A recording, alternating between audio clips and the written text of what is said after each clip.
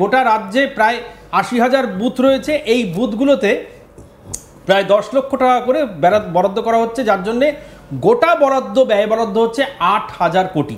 এই ৮,০০০ কোটি টাকা এটা সরকারের কোষাগারের সমস্যা থাকা সত্ত্বেও মমতা বন্দ্যোপাধ্যায় করছেন 2026-এর নির্বাচনকে পাখির চোখ রেখে এবং মানুষের সঙ্গে আরো নিবিড় জনসংযোগ তৈরি করার জন্য সরকারি প্রকল্পের যাতে সুবিধাগুলো সাধারণ মানুষ পায় তার জন্য এতদিন 2021 সালে আমরা দেখেছি দুয়ারে সরকার ছিল, 2026 সালে আমার পাড়া আমার সমাধানটাকে পাখির নজর করে নতুন একটি প্রকল্পের কথা মমতা বন্দ্যোপাধ্যায় ঘোষণা করলেন। শুধু তাই নয়, এই 2021-এর পরে সাফল্য দেখে 2026-এ আমার পাড়া আমার সমাধান এটাকে পাখির চোখ করার একটাই কারণ, সব ভোট যাতে তৃণমূলের ভান্ডারে আসে।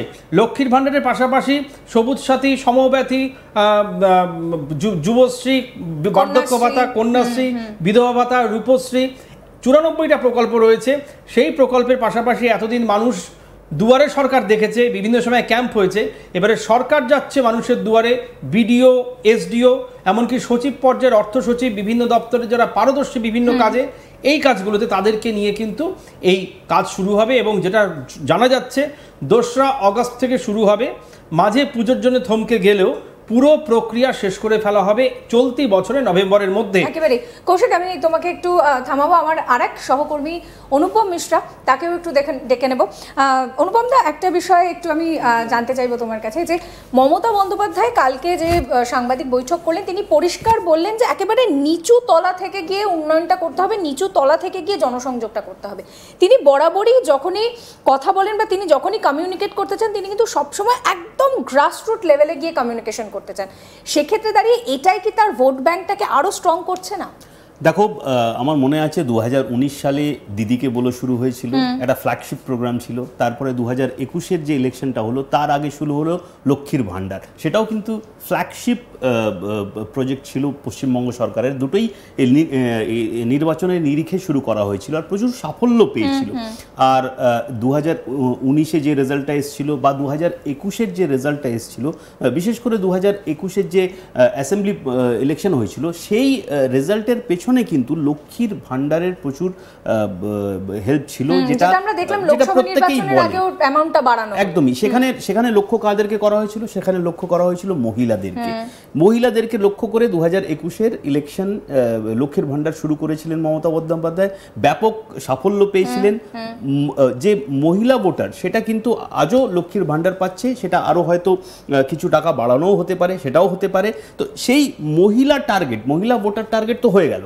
এবার কিন্তু গ্রাসরুটে মহিলাদের ছাড়া আর যারা আছেন তাদেরকে কিভাবে টার্গেট করবেন 2026-এর আগে। তো এইটা হলো ফ্ল্যাগশিপ প্রজেক্ট মমতা বন্দ্যোপাধ্যায়ের, মমতা সরকারের 2026 ইলেকশনের আগে, যেটাকে মানে লক্ষ্য করা হচ্ছে বুথ লেভেলে, একদম তলানিতে যারা থাকেন, যাদের রাস্তাঘাট নেই, একটা ব্রিজের দরকার, হয়তো স্কুলের বিল্ডিং ঠিক নেই বা এরকম অনেক যাবতীয় কাজগুলো, সেটা প্রচুর সমস্যাও আছে, সেটা প্রচুর কমপ্লেনও আসছিল যে সেই সব কাজ হচ্ছে না, রাস্তাঘাট ঠিক হচ্ছে না, ছোট ছোট পাড়ায়, একদমই প্রত্যন্ত দূরের পাড়ায় হয়তো এরকম কাজ হচ্ছে না। তো সেই সবকে মাথায় রেখে 2026-এর ইলেকশনকে মাথায় রেখে একদম বুথ লেভেলে যাওয়ার এই প্রচেষ্টাটা হচ্ছে।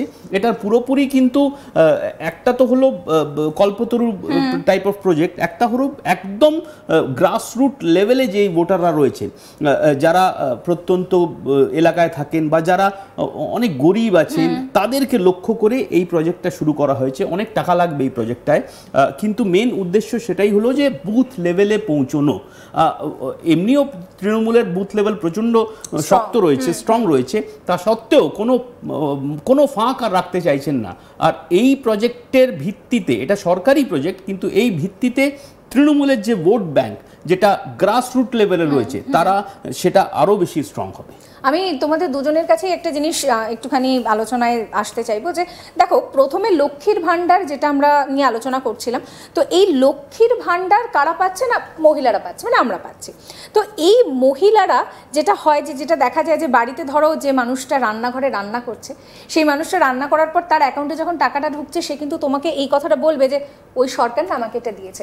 তো আমি কি সুবিধা পাচ্ছি সেটা তো আমার কাছে ভীষণভাবে গুরুত্বপূর্ণ। এবং বাড়ির বলে না যে রাজনীতিটা শুরু হয় ওই কিচেন পলিটিক্স, মানে রান্নাঘর থেকেই। তো এইভাবেই কি মমতা বন্দ্যোপাধ্যায় সেই মহিলাদেরকে স্ট্রং করে সেই মহিলা ভোট ব্যাংকটাকে আরো বেশি স্ট্রং করছেন? আমি তোমাদের দুজনের কাছেই জানতে চাইবো। কৌশিক। হ্যাঁ, একদমই তাই। মহিলাদের দেখো, শুধু মহিলাদের লক্ষ্মীর ভান্ডার নয়, এই যে স্বাস্থ্যসাথী, সেই কার্ডটাও কিন্তু মহিলাদের নামেই হচ্ছে। পরিবারের যে প্রধান মহিলা তার নামেই করা হচ্ছে, কোনো পুরুষের নামে কিন্তু হচ্ছে না। এই প্রজেক্টটা শুরু হয়েছিল 2016 সালে এবং মমতা বন্দ্যোপাধ্যায় কিন্তু টার্গেট করেছিলেন পিছিয়ে পড়া মানুষ, এবং সব থেকে গুরুত্বপূর্ণ হচ্ছে, তোমার মনে আছে প্রধানমন্ত্রী আত্মনির্ভর ভারত করেছেন। গতকাল মুখ্যমন্ত্রী প্রেস কনফারেন্সে এটাও বলেছেন যে আত্মনির্ভর ভারতের কোনো রকম যৌক্তিকতা বা প্রাসঙ্গিকতা উনি মনে করছেন নেই, সেই দাবিও উনি করেছেন। কিন্তু এখানে মহিলাদের স্বাস্থ্যসাথী বা লক্ষ্মীর ভাণ্ডার কেন দেওয়া হচ্ছে? কারণ তিনি বলছেন পুরুষ মানুষেরা অনেক সময় দেখা যায় বাড়ির মানে প্রত্যন্ত এলাকায় তারা হয়তো কোনো রকম নেশার শিকার হন বা স্ত্রীকে সমমর্যাদা দেন না, সেই কারণে মহিলার গুরুত্ব যাতে পুরুষের কাছে থাকে গ্রামাঞ্চলে, প্রত্যন্ত এলাকায়, সেই কারণে প্রথম তিনি বলেছিলেন, তার যে পশ্চিমবঙ্গ টার্গেট একটা বই বেরিয়েছিল ক্ষমতা আসার পরে, সেখানে তিনি মহিলাদের গুরুত্ব দেওয়ার এই একটাই কারণ বলেছিলেন যে যাতে সংসারে মহিলারা গুরুত্ব পাবে, হাতে টাকা পৌঁছলে। এবারে সেই টাকাটা যদি সরাসরি সরকার তার অ্যাকাউন্টে দেয়, কোনো পুরুষের অ্যাকাউন্টে দিচ্ছে না, কিন্তু মহিলার অ্যাকাউন্টে দিচ্ছে, তার মানে ওই মহিলার একটা গুরুত্ব পাচ্ছে তার প্রতিভা স্বামীর কাছে। কারণ দীর্ঘ সময় দেখা যেত প্রত্যন্ত এলাকায় নিপীড়নের শিকার হতেন মহিলারা। এটাও কিন্তু মমতা বন্দ্যোপাধ্যায়ের সমাজ কল্যাণ এবং নারী সুরক্ষার অন্যতম একটা হাতিয়ার। মানে বিষয়টা অনেকটা অনুভব এরকম দাঁড়াচ্ছে না যে সংসার সুখের হয় রমণীর গুণে? না, একদমই ঠিক। এটার পেছনে আরও একটা যুক্তি রয়েছে, সেটা রয়েছে যে তুমি যদি দেখো লক্ষ্মীর ভাণ্ডার যখন শুরু করেছিলেন মমতা বন্দ্যোপাধ্যায়, তারপরে যেই সাফল্যটা পেলেন ইলেকশনে, তারপর থেকেই কিন্তু বিজেপির তরফ থেকেও বলা শুরু হলো যে আমরাও এরকম একটি প্রজেক্ট শুরু করব যেখানে মহিলাদেরকে টাকা দেওয়া হবে, বা সেই অ্যামাউন্টটা বলা হলো যে ক্ষমতা হলে অনেকটা বাড়িয়ে দেওয়া, অনেকটা বাড়িয়ে টাকা দেওয়া হবে। এটা বিজেপির তরফ থেকে এই জন্যই মানে বলতে তারা বাধ্য হলেন, যেটা আমার মনে হয় যে তারা বুঝতে পারলেন যে মহিলা ভোটাররা, যাদের সংখ্যা পশ্চিমবঙ্গে খুব বেশি, তারা খুব অ্যাক্টিভ, তারা কিন্তু এই লক্ষ্মীর ভাণ্ডারের যে প্রজেক্টটা সেটা পেয়ে তারা কিন্তু অনেকে, যেটা হয়তো বিজেপির ভোটার, তারা কিন্তু এই লক্ষ্মীর ভাণ্ডার প্রজেক্টের জন্য মমতা বন্দ্যোপাধ্যায়কে বা টিএমসিকে ভোট দিচ্ছেন। তার ফলেই বিজেপির তরফ থেকে বলতে শুরু করা হলো যে আমরাও যদি ক্ষমতায় আসি এর চেয়ে বেশি টাকা মহিলাদেরকে দেব। পশ্চিমবঙ্গের বাইরেও তো তখন লাডলি বাহন যোজনা, একদমই লাডলি বাহন যোজনা হয়েছে, অনেকগুলো সেরকম যোজনা শুরু করা হয়েছে। মহারাষ্ট্রে এরকম হয়েছে, রাঁচিতে শুরু করা হলো ইলেকশনের ঠিক আগে।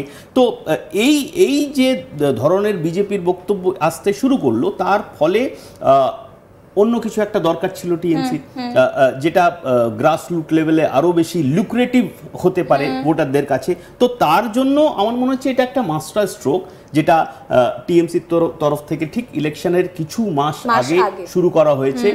আর এই যে প্রজেক্টটা, সেটা এবার বিজেপি কিভাবে কাউন্টার করবে, সেটা কিন্তু বিজেপিকেও ভাবনা চিন্তা করতে হবে।